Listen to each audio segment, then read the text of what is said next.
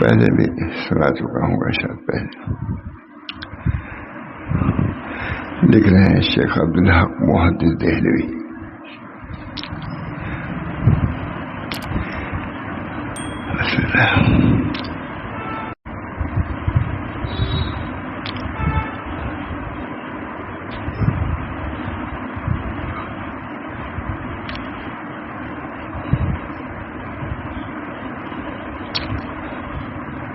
بسم اللہ الرحمن الرحیم. بہت اچھی کتاب ہے، مفید ہے. حضرت مولانا شاہ صلی اللہ علیہ وسلم برابر اس مضمون کو سنایا کرتے تھے. مجھے بھی کبھی خیال ہوتا تو میں سنا دیتا ہوں. بعد حمد و صلات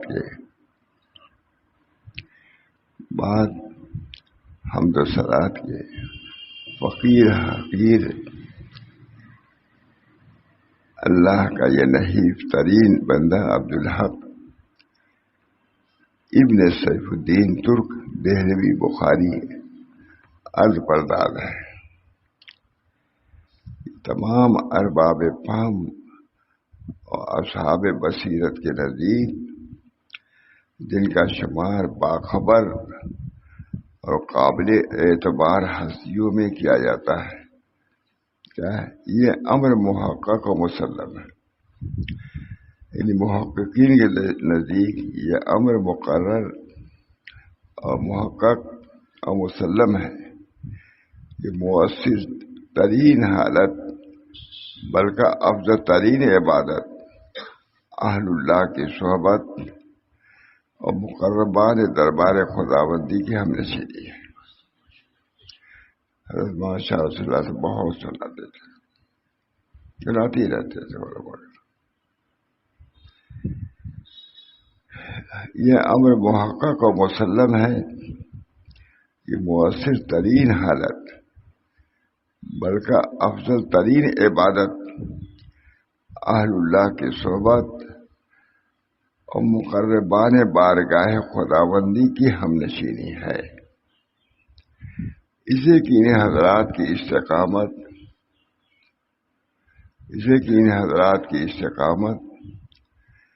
اور ان کے ثبات و استقرار کو دیکھ کر سالک کے اندر بھی ایک قوت ہمت پیدا ہو جاتی ہے. وجہ ایک ہے جس کی وجہ سے عبادت کا تاب اور ریاضت کی مشقتوں کا برداشت کرنا آسان ہو جاتا ہے. صحبت کا فائدہ یہ ہے، دیکھ رہا ہے کہ ہماری جیسے یہ ہے، اتنی مشقت اتنا مجاہدہ ریاضت کر رہے ہیں، تو خود اس کے دل میں قوت پیدا ہوتی ہے، ہمت پیدا ہوتی ہے کہ جب یہ کر رہے ہیں سندھ سیدھا ہو کر کے تو ہم نے کیوں نہ کریں. بہت مقربان بارگاہ خداوندی کا مشن کہ ان حضرات کی استقامت اور ان کے ثبات و استقرار کو دیکھ کر سالک کے اندر بھی ایک قوت اور ہمت پیدا ہو جاتی ہے، جس کی وجہ سے عبادت کا تاب اور ریاضت کی مشقتوں کا برداشت کرنا جو کہ اس طریق پر چلنے والوں کے لیے لازم ہے، اس کے لیے آسان ہو جاتا ہے. اچھی بات ہے. علماء آتے تھے، حضرت میں سمجھتا ہوں کہ ضروری سب چیزیں سناتے تھے، وہی چیزیں جمع کی ہیں ہم نے، کوئی نئی بات نہیں. حضرت کے اعتبار سے تو نئی چیز نہیں پرانی. سبھی علماء تھے، مرجول خراغنی مرجول علماء ہو گئے تھے، سب مئو کے بڑے بڑے دارالعلوم کے علماء وغیرہ سب آتے تھے، یہی سب سناتے. ان لوگوں کو تو یہی سنانے کی ضرورت ہے علماء کی، کیونکہ ان کو تو فرصت نہیں ہے.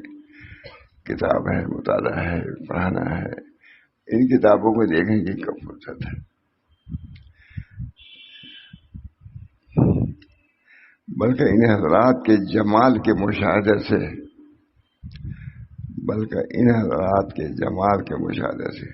اس کے قلب میں نور پیدا ہوتا ہے. بلکہ ان حضرات کے جمال کے مشاہدے سے اس کے قلب میں ایک نور پیدا ہو جاتا ہے جس کی وجہ سے شکوک و شبہات کی تاریکیاں کہ دراصل وہی موت اور حجاب کی علت ہوتی ہے اس کے قلب سے ظاہر ہو جاتی ہے۔ ایک واقعہ برابر حضرت سناتے ہیں ماشاء اللہ صاحب کہ ایک صاحب اپنے دوست کے یہاں گئے رمضان میں، افطار کا وقت ہوا تو ان دوست سے کہا کہ آؤ افطار کر لو، تو رونے لگے، کہا میں اس سے الگ ہو چکا ہوں، کہا آؤ کھا لو اس کے بعد دیکھا جائے گا، کھا لیا۔ کہا مولانا شاہ فضل الرحمان صاحب گئے، صبح چلے جاتے ہوں۔ گئے، جاتے ہی وہاں شاہ فضل الرحمان صاحب آئے اور چیرے پہ مارا، کہا بتلاؤ تم کو اسلام کے بارے میں کیا شبہات ہے؟ میں سمجھتا ہوں اس واقعے کو 10 مرتبہ میں نے سنا حضرت سے، بتلاؤ تم کو کیوں مارے، اسلام میں کیا شبہ، کیا شبہات ہے بتلاؤ۔ 2-4 وقت کہا حضرت بالکل صاف ہو گیا۔ ان کو روزے کے بارے میں، رمضان کے بارے میں کوئی شکوک کوئی شبہات پیدا ہو گئے تھے، وساوس، شبہات نہیں بلکہ وساوس پر۔ تو وساوس کا معاملہ بھی بہت اہم ہے ہمارا۔ وساوس پر خطر، یہ تو کہا جاتا ہے کہ خیال نہ کرو، لیکن انہی وساوس کی وجہ سے بعض لوگ ارتداد تک پہنچ جاتے ہیں، ان سے بھی بچنا چاہیے دعا سے۔ اللہ میں ان وساوس سے پناہ پاتا ہوں جو قلوب کے اندر آتے رہتے ہیں، اسے بھی بچنا چاہیے۔ اور اس کا علاج عدم توجہ، سب سے بڑا علاج یہی ہے کہ اس کا علاج عدم توجہ نہیں کرو۔ بہرحال اللہ تعالی ہم سب لوگوں کو یہ وساوس سے محفوظ رکھے۔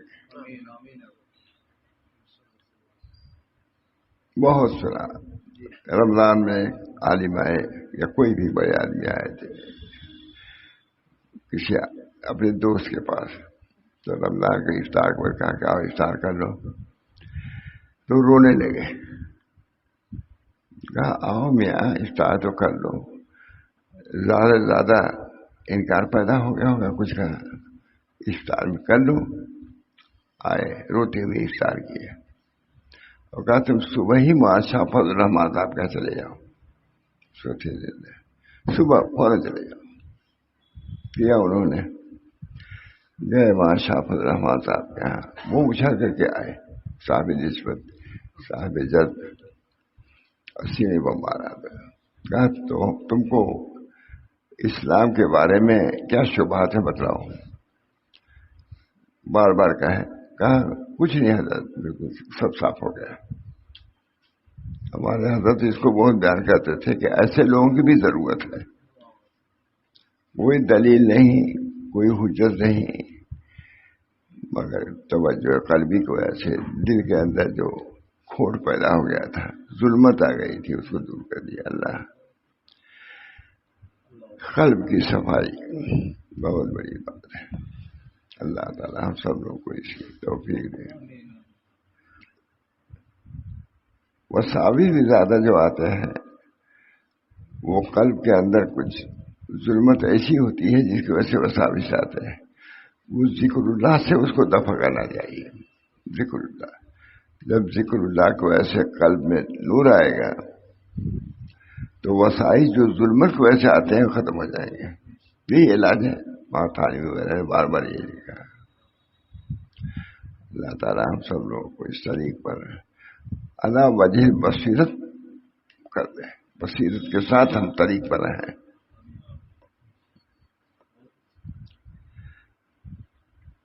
بلکہ ان حضرات کے جمال کے مشاہدہ سے اس کے قلب میں ایک نور پیدا ہو جاتا ہے جس کی وجہ سے شکوک و شبہات کی تاریکیاں کہ دراصل وہی بود اور حجاب کی علت ہوتی ہیں اس کے قلب سے ظاہر ہو جاتی ہے۔ حضرت فرماتے ہیں ماشاء اللہ دیکھیے یہاں حضرت شیخ محدث قدس روح مصاحبت اہل کمال کو افضل ترین عبادات فرما رہے ہیں. افضل ترین عبادت. دیکھیے یہاں امام شاہ رسول اللہ صاحب لکھ رہے ہیں. دیکھیے یہاں حضرت شیخ محدث قدس روح شیخ عبداللہ گوندی دہلوی مصاحبت اہل کمال کو، اہل کمال کی صحبت کو افضل عبادات فرما رہے ہیں. اللہ ایسے کر دے ہم.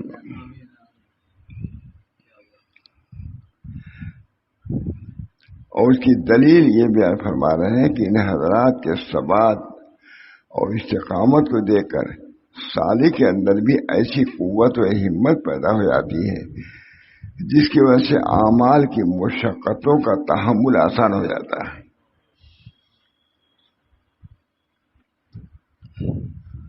اور اس کے جمال کے مشاہدے سے ایسا نور قلب میں آ جاتا ہے کہ شک و شبہ کی ظلمت دور ہو جاتی ہے. اللہ تعالیٰ ایسی جگہ بھی ہونی چاہیے، ایسے لوگ بھی ہونے چاہیے. جس طرح کام چل رہا ہے چل رہی، لیکن کوشش ہم لوگوں کو یہ بھی ہونا چاہیے کہ اللہ تعالیٰ ان ملکات سے جس سے ظلمات دور ہو جائیں وہ بھی حاصل ہوں. اللہ تعالیٰ ایسی کر دے. دعا تو کرتے ہی رہنا چاہیے مجھے. اس وجہ سے میں سناتا بھی رہتا ہوں، اپنے لیے بھی دوسروں کے لیے. حضرت سے بھی کتنی مرتبہ سنا ہے، خود بھی سناتا ہوں.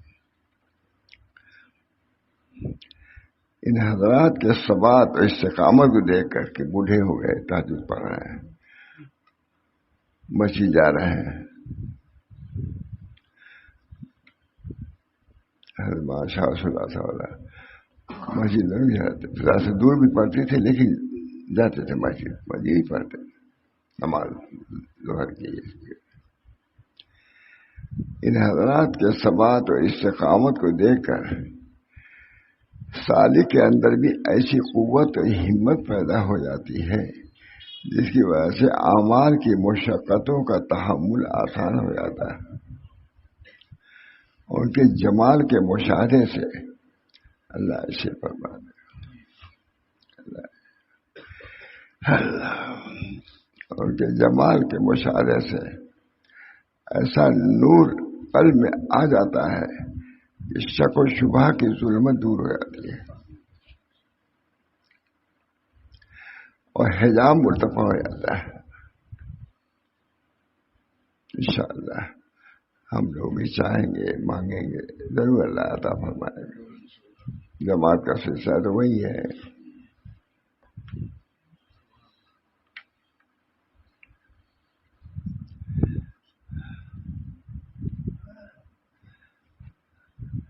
ایک یہودی تھا،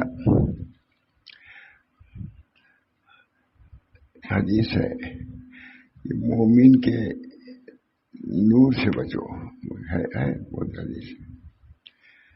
اس نے کہا کہ کوئی ایسی جماعت نہیں ہے جو صوفیہ سے اچھی ہو.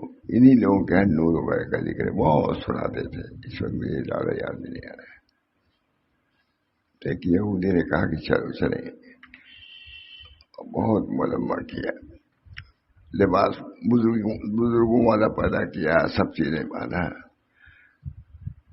گئے ایک بزرگ کیا ہے، انہوں نے کہا کہ کچھ کہا زنار کو اپنے توڑ دو.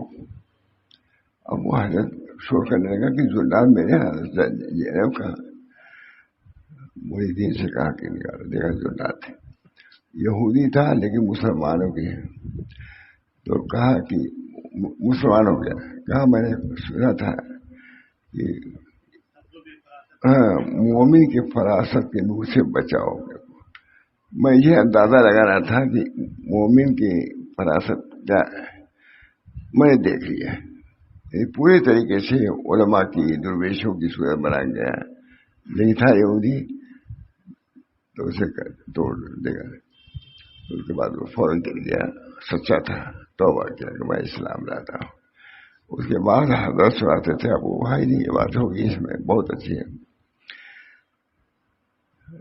حضرت نے اپنے مریدین سے کہا کہ دیکھا تم نے، اس نے اپنے جنے کو زنار کو توڑ دیا ہے، آ جاؤ ہم سب مل کر کے اپنے زنار کو جو ہے توڑ دیں. شور ہو گیا، واہ واہ اللہ سب لوگ. یہ تو اپنے زنار کو توڑ کر کے مسلمان ہو گیا.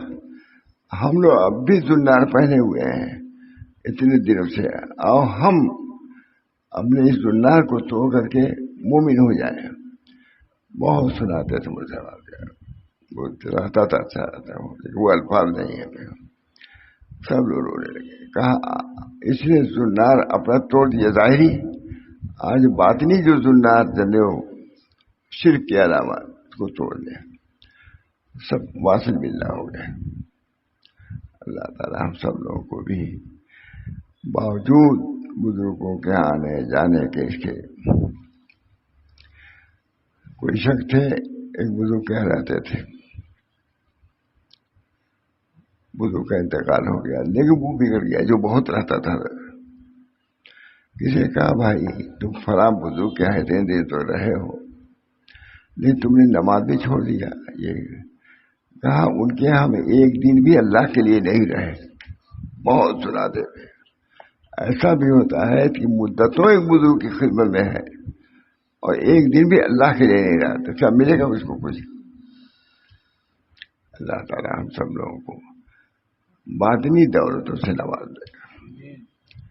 ایک ظاہری نعمتیں ہیں ہے اللہ تعالیٰ سے تعلق، نسبت، اللہ کی محبت، اللہ کی معرفت، یہ تمام چیزیں ہیں.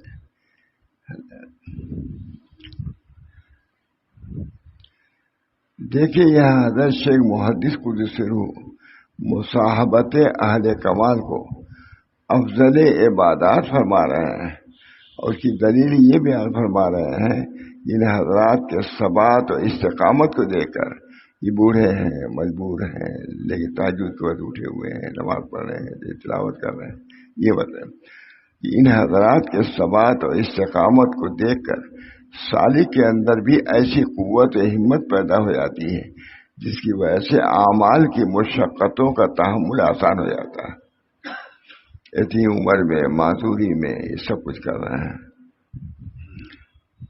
اور ان کے جمال کے مشاہدے سے ایسا نور قلب میں آ جاتا ہے کہ شک و شبہ کی ظلمت دور ہو جاتی ہے.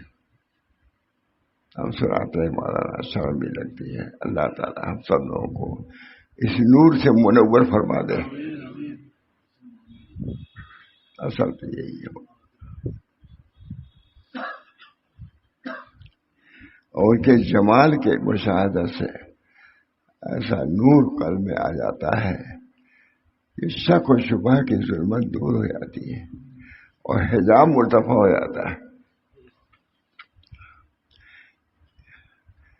اسی مضمون کی تعبیر بحقی وقت حضرت قاضی صلی اللہ پانی پتی نور اللہ مرکزہ ان الفاظ میں فرما رہے ہیں. بے شمار لوگوں کی ایک جماعت، بے شمار لوگوں کی ایک جماعت جن کا جھوٹ پر متفق ہونا عقل محال سمجھتی ہے اور وہ اس قسم کی جماعت ہے کہ ان کا ہر ایک فرد بشر تقوی اور علم کے باعث ایسا درجہ رکھتا ہے اس پر جھوٹ کی تہمت لگانا محال ہے. یہ نہیں کہا تھا کہ جھوٹے ہیں، اتنے سچے لوگ. زبان قلم سے اور قلم زبان سے، یہ بھی ایک عبارت ہے بہت. زبان قلم سے اور قلم زبان سے، یعنی تحریراً و حضرت نبال یعنی تحریراً و تقریراً خبر دیتی ہے کہ ہم کو مشائخ کی صحبت کی وجہ سے، جن کی صحبت کا سلسلہ رسول اللہ صلی اللہ علیہ وسلم تک پہنچتا ہے، عقائد اور فقہ کے سوا جن سے ان کی صحبت سے پیشتر بھی وہ بہرور تھے، باطن میں ایک نئی حالت پیدا ہو جاتی ہے. کوئی ایک جماعت ہے جو یہ کہتی ہے کہ ہم بھی نماز روزہ سبھی کچھ کرتے تھے لیکن وہ کیفیت ہم کو نہیں تھی. لیکن فلاں بزرگ یا بزرگوں کے پاس پہنچنے کے بعد ایک نئی کیفیت پیدا ہوئی جس سے ہم نے سمجھا کہ اور بھی کوئی چیز ہے جو حاصل کرنے کی. فرماتے تھے ہمارے حضرت حاجی امداد اللہ صاحب کے یہاں وہاں گنگوئی جیسا آدمی گیا, مولانا محمد قاسم صاحب کے لیے وہ اسی نسبت کے لیے گیا. کیا وہ لوگ بے نوازی تھے؟ کیفیات بھی تھے وہاں گنگوئی, وہاں قاسم معمولی تھوڑے تھے, لیکن اس کے باوجود اس نور کے لیے جو حضرت حاجی صاحب کے قلب میں تھا مکہ تشریف لے گئے, وہاں رہے, وہ دنوں تک رہے, مکے میں رہے ہوا تھا اور اس نور کو حاصل کیا. ایک نئی حالت پیدا ہو گئی ہے, اور اس حاصل شدہ حالت سے ان کے دل میں خدا اللہ تعالیٰ اور اللہ تعالیٰ کے دوستوں سے محبت اور اعمال صالحہ کا شوق اور نیکیوں کی توفیق اور سچے اعتقادات اور زیادہ راسخ ہو گئے ہیں. پہلے بھی وہ سب چیزیں تھیں, لیکن ان کی صحبت میں بحث کر کے اور بھی عالم. حضرت ماں گنگوئی رحمۃ اللہ علیہ معمولی آدمی تھے, لیکن حضرت حاجی صاحب کی خدمت میں گئے, مکے میں تشریف لے گئے, مدینہ جانے لگے تو جو صدر مسجد دارالعلوم دیوبند تھے ان سے کہا حضرت حاجی صاحب سے کہ حضرت یہ آپ کی خدمت میں مکے میں رہیں گے, کیونکہ پہلی مرتبہ آئے ہیں, ہم لوگ ہم جا رہے ہیں مدینہ منورہ, یہ آپ کی صحبت میں رہیں گے, صدر مسجد دارالعلوم دیوبند کو وہی رہیں گے, ہم لوگ جا رہے ہیں وہاں. ٹھیک ہے, لیکن بولیں گے نہیں کچھ, یہ شرط ہے کہ رہیں تو, لیکن کچھ بولیں گے نہیں. چلے گئے وہ لوگ جب مدینے سے آئے تو فوراً ہی حضرت حاجی صاحب نے کہا کہ ایک ہی تو شرط تھی مولانا سے, صدر مدرسین کے بارے میں کہا, ایک ہی تو شرط تھی کہ بولیں گے نہیں. جب میرے پاس کوئی آتا تھا تو مجھ سے پہلے یہی بولنے لگتے تھے. ہے لکھا ہوا ہے, پھر لکھا ہے کہ شیخ اتنا کامل تھا کہ حضرت مولانا یعقوب صاحب کو ایسا بنا کے بھیجا کہ کتنے لوگوں کو صاحب نسبت دیوبند میں بنا دیا. شیخ کہتا ہے ہر ایک ہی شرط تھی کہ بولیں گے نہیں, اور بولتے رہے.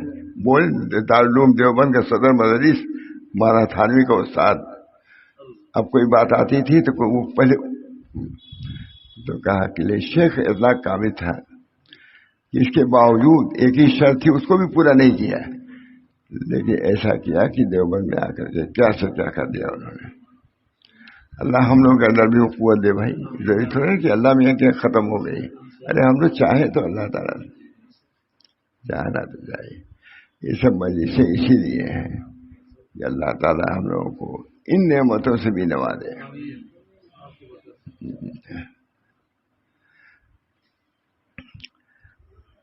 یہ خبر دیتی ہے کہ ہم کو مشائخ کی صحبت کی وجہ سے, جن کی صحبت کا سلسلہ رسول اللہ صلی اللہ علیہ وسلم تک پہنچتا ہے, عقائد و فقہ کے سوا, عقائد فقہ تو حاصل تھے, عقائد و فقہ کے سوا جن سے وہ ان کی صحبت سے پیشتر بھی بہرور تھے. یہ نہیں کہ عقیدہ بھی ٹھیک نہیں تھا, باطن میں ایک نئی حالت پیدا ہے کہ صحبت میں رہنے سے باطن میں ایک نئی کیفیت پیدا ہوگی. اللہ, اور اس حاصل شدہ حالت سے ان کے دل میں خدا اور خدا کے دوستوں سے محبت اور اعمال صالحہ کا شوق اور نیکیوں کی توفیق اور سچے اعتقادات اور زیادہ راسخ ہو گئے. عقیدہ تو پہلے بھی تھے, لیکن عقیدے میں بھی تو فرق ہوتا ہے, عقیدے کی قوت اور ذوق کے اعتبار سے فرق ہوتا ہے. ان کے دل میں خدا اور خدا کے دوستوں سے محبت اور اعمال صالحہ کا شوق اور نیکیوں کی توفیق اور سچے اعتقادات اور زیادہ راسخ ہو گئے ہیں. یہی حالت ہے جس کو کمال کہنا چاہیے. یہ کیفیت پیدا ہو جانا یہ کمال کی بات ہے, اور یہی حالت بہت سے کمالات کا موجب ہے. عمدہ بات ہے. حضرت بہت سناتے, ماشاء اللہ صاحب تو سناتے ہی رہتے تھے, کیونکہ بنیاد اسی پر تھی. قاضی صاحب نے مشائخ کی صحبت سے جو فیض و نفع ہوتا ہے اس پر کتنی عمدہ اور کیسی محکم دلیل بیان فرمائی کہ بے شمار لوگوں کی ایک جماعت خبر دیتی ہے کہ ہم کو مشائخ کی صحبت سے عقائد اور فقہ کے سوا باطن میں ایک نئی حالت پیدا ہو گئی. اور تھائی صاحب کی صحبت میں وہاں گنگوہی کو حاضر ہوئی, وہاں قاسم صاحب, اتنے بڑے لوگ باطن میں یہ حضرات جانے لگے وہاں گنگوہی اور مدینہ منورہ. تو حضرت تھائی صاحب سے کہا یہ مولی یعقوب آئے ہوئے ہیں, یہ آپ کی صحبت میں رہیں گے مکے میں, یہ پہلی مرتبہ آئے ہیں, ہم لوگ جا رہے ہیں مدینہ منورہ, آئیں گے تو پھر ہو جائے گے ساتھ. تو کہا ٹھیک رہے ہمارے, دیکھ بولیں گے نہیں رہے. لیکن جب وہ حضرات آئے تو پہلی شکایت کیا کہ ایک ہی تو شرط تھی, صدر منصور دارالدیوبند وہاں تھانے کو استاد کے متعلق کی بات ہے, کہا ایک ہی تو شرط تھی کہ بولیں گے نہیں. ان کا یہ حال تھا کہ جب کوئی آتا تھا تو میرے بولنے سے پہلے یہی بولنے لگتے تھے. شکایت کیا ہے, پھر وہیں بھی لکھا. لیکن شیخ اتنا کامل تھا کہ ایسا بنا کے بھیجا ہے کہ ہندوستان میں کتنے لوگوں کو صاحب نسبت بنا دیا.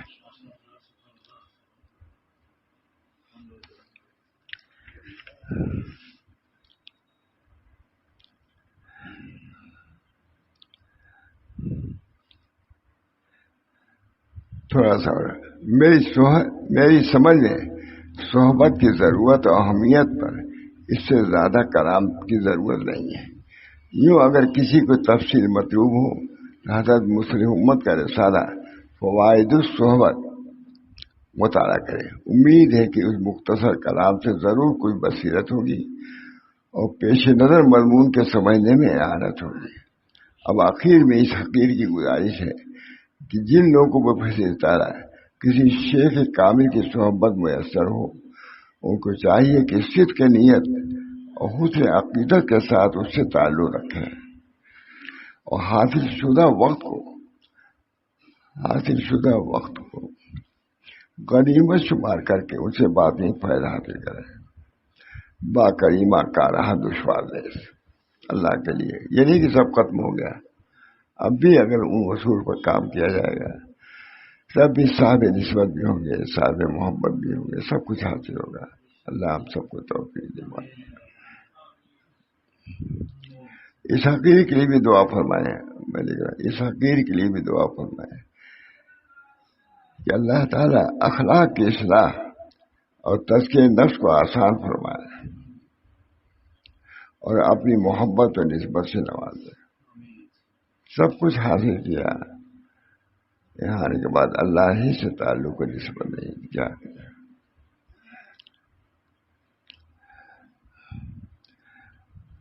ایک واقعہ حضرت زین العابدین اسماعیلی کا واقعہ. اسماعیلی کہتے ہیں کہ ایک شب میں بیت اللہ شریف کا طواف کر رہا تھا. بہت سناتے مجلس میں خود سناتے تھے. اسماعیلی کہتے ہیں کہ ایک شب میں بیت اللہ شریف کا طواف کر رہا تھا. میں نے ایک نوجوان کو دیکھا کہ کعبہ کے پردوں سے لپٹ کر یہ اشعار پڑھ رہا ہے, یا من یجیب دعاء المضطر فی الظلم, اے وہ ذات جو رات کے تاریکیوں میں مضطر کی دعا قبول فرماتے ہیں اور مصیبت اور غم کو بیمار سے دور کرتے ہیں. قد نام وقت کا حول البیت وانتبہ وانت یا حی یا قیوم لم تنم. آپ کے پاس ایک جماعت آئی, بیت اللہ کا ارد گرد طواف کیا اور پھر سو بھی گیا.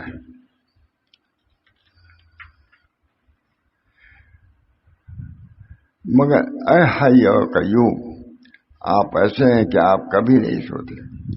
جتنے آئے کچھ پڑھا لکھا سو گئے, آپ تو جاگ رہے ہیں. ادعو کا ربی حزینا حائما قلقا فرحم بکائی بحق البیت والحرم. اے رب میں آپ کو اس حال میں پکارتا ہوں, اے رب میں آپ کو اس حال میں پکارتا ہوں کہ علم رسیدہ ہوں, غم زدہ ہوں, پریشان حال ہوں, قلق والا ہوں. لہذا میرے رونے پر اپنے بیت و حرم کے صدقے میں رحم فرمائیے. یہ حضرت سناتے تھے، برابر سناتے تھے، علماء ہی تو رہتے تھے. انکار جود کر لا یجوہ ذو فہم، آپ کے بخشش کی کوئی بیوقوف اگر بالفرض امید نہ کرے تو پھر گناہ گاروں پر کرم و بخشش کون کرے گا. یہ اشعار پڑھے پھر خوب روئے. اس کے بعد اس طرح دعا کی، اے وہ ذات جو کہ ہر حاجت میں ہمارا مقصود ہے، اے وہ ذات جو ہر حاجت میں ہمارا مقصود ہے، میں نے آپ کی طرف اپنی تکلیف بیان کر دی اور میری تکلیف کو دور فرمائیے. اے وہ ذات جس سے میری امیدیں وابستہ ہیں، آپ ہی میرے رنج و غم کو دور کر سکتے ہیں، لہذا میرے سب گناہوں کو بخش دیجیے اور میری حاجت کو پوری فرما دیجیے.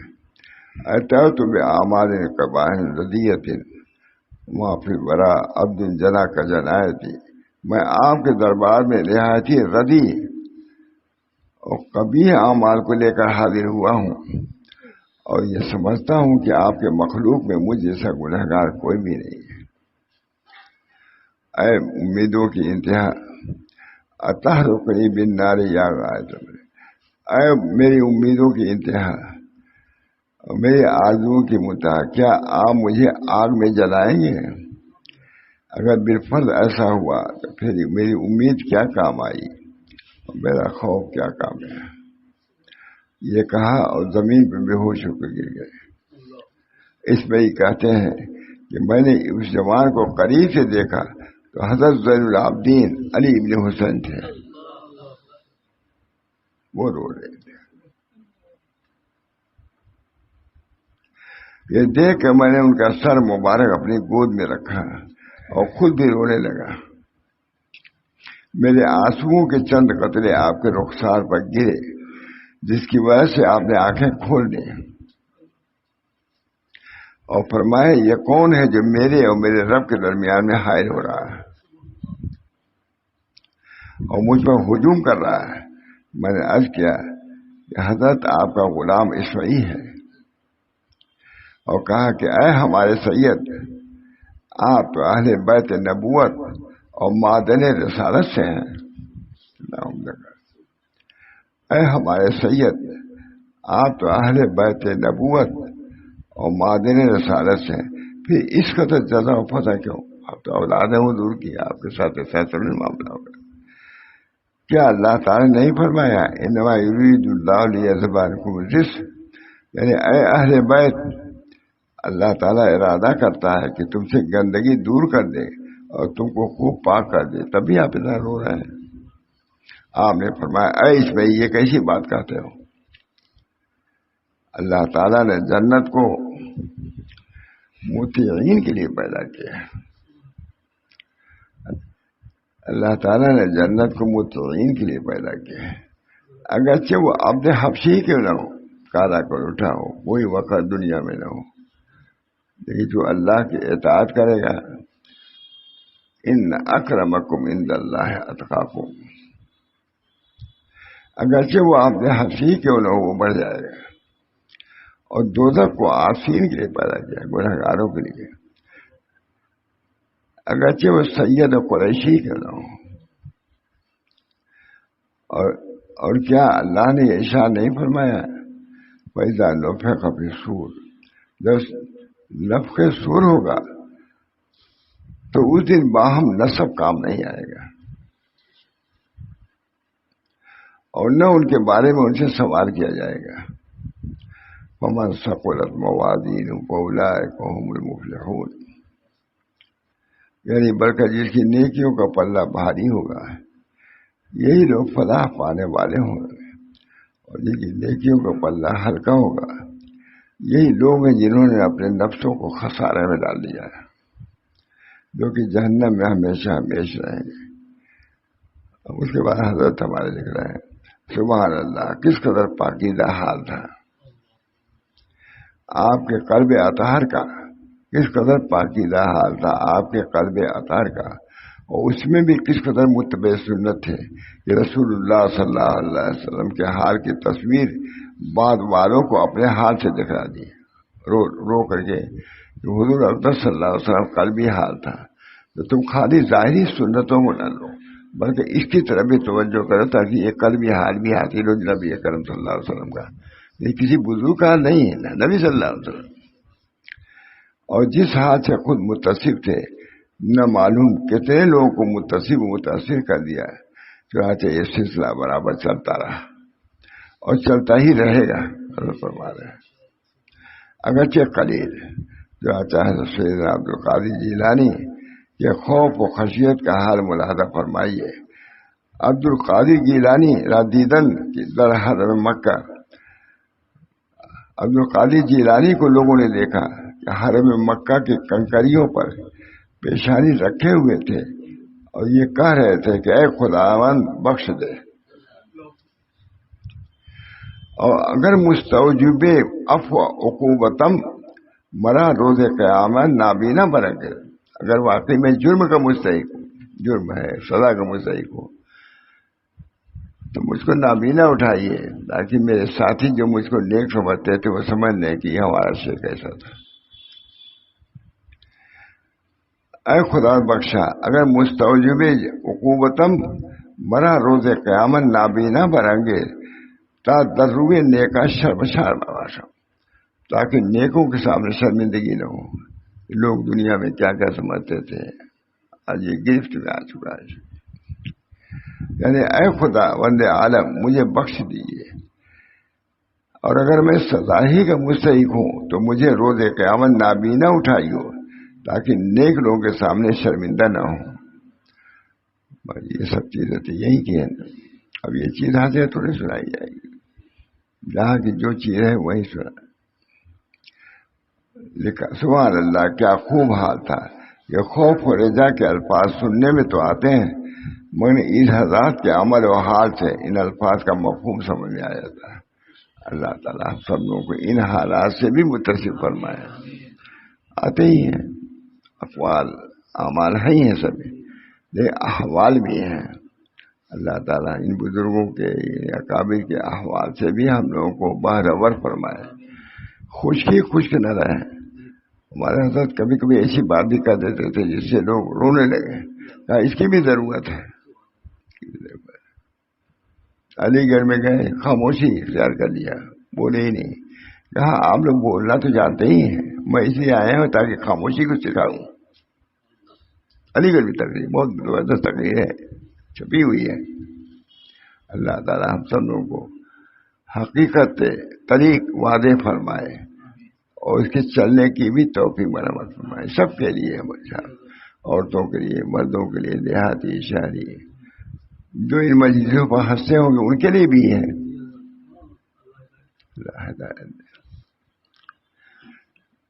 اللہ تعالیٰ مجھ کو بھی آپ حضرات کو بھی اپنے فضل کو سے اپنے الہی مقصود منتوی و رضائے تو محبت و معرفت خود دے۔ بہت خاص جملہ ہے مشاق نقش بندیہ کا، الہی مقصود منتوی و رضائے تو محبت و معرفت خود میں دے، اپنی محبت و معرفت دے۔ اس کام کا وہ دل ہے جس دل میں تو نہ ہو، دل ہی خالی ہے ہم لوگوں کا، سب کچھ ہے دل نہیں۔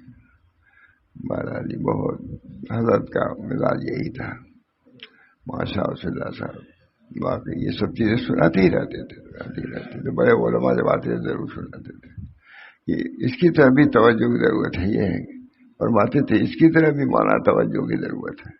یہ بھی اکابر کی جیسے اور تقریریں ہیں اور کتابیں ہیں، جیسے انہی کی یہ احوال ہیں، ان احوال کو بھی ہم کو اکابر کے احوال کو بھی لینا ہوگا۔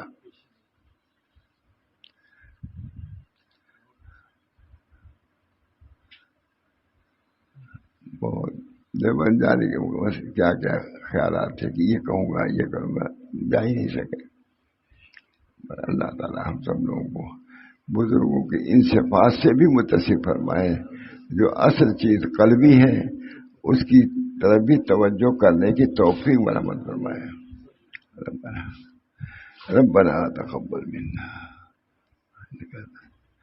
اللهم ألف بين قلوبنا وأصلح ذات بيننا واهدنا سبل السلام ونجنا من الظلمات إلى النور وجنبنا الفواحش ما ظهر منها وما بطن وبارك لنا في أسماعنا وأبصارنا وقلوبنا وأزواجنا وذرياتنا وتب علينا إنك أنت التواب الرحيم ربنا تقبل منا إنك أنت السميع العليم برحمتك يا أرحم الراحمين. صلى الله عليه وسلم.